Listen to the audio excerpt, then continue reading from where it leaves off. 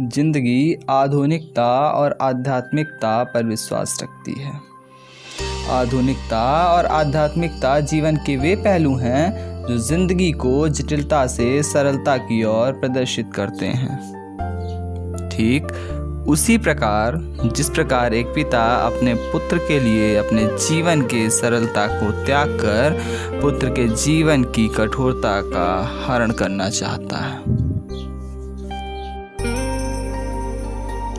एक पिता जो अपने आर्थिक मनोदशा का वर्णन अपने पुत्र के सामने इसलिए नहीं करता क्योंकि वह नहीं चाहता कि पुत्र के जीवन में चंद्र रूपी अंधकार का उदय हो। सोया हुआ संसार ये कभी जान ही नहीं पाया कि पिता और पुत्र का स्नेह जीवन के उस छोर तक रहता है जिसका ना आरंभ है और ना ही प्रारंभ। स्टूडेंट लाइफ में पिता का कितना महत्व होता है ये कभी कोई समझ ही नहीं पाया। कभी कोई समझ ही नहीं पाया कि एक पिता और पुत्र के जीवन में अशोक स्तंभ के भांति खड़ा रहता है जिसमें बने हुए शेर राज्य की रक्षा और उन्नति का प्रतीक है। ठीक उसी प्रकार एक पिता अपने पुत्र की रक्षा और उन्नति का प्रतीक होता है। ये सच भले ना हो कि हर उन्नति करने वाले पुत्र के पीछे उसके पिता का हाथ होता है, किंतु ये जरूर सच है कि हर उन्नति करने वाले पुत्र का पिता होता है।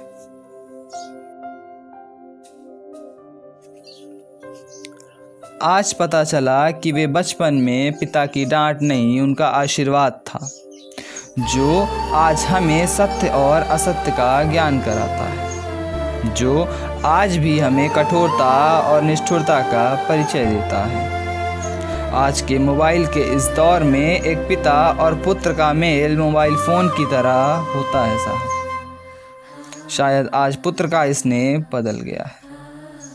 शायद एक पिता असहाय हो गया है और शायद आज एक पिता और पुत्र का बंधन कमजोर हो गया है।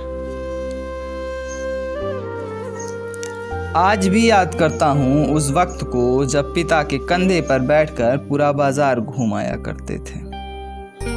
आज भी याद करता हूँ वो बचपन जब 1 रुपये मिलते ही पड़ोस की दुकान पर भाग जाया करते थे। पर शायद अब वो दौर नहीं रहा और ना ही वो बचपन, ना पुत्र का कर्तव्य और ना पिता का स्नेह।